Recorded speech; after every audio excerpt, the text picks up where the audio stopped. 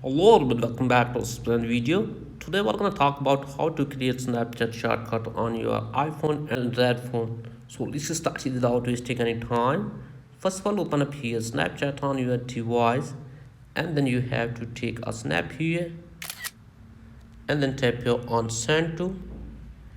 And from here what you have to do is just again tap here on send to, and then tap here on create shortcut. And from here you have to select the people you want to add in your shortcut here, and then tap here on create shortcut.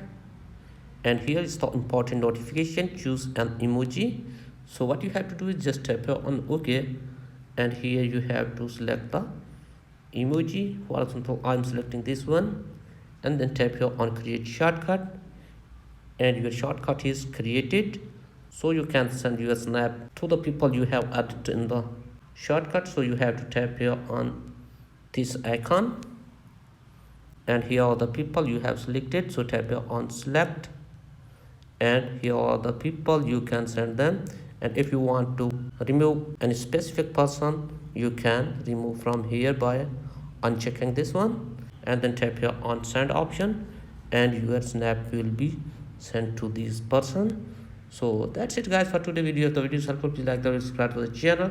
Thanks for watching.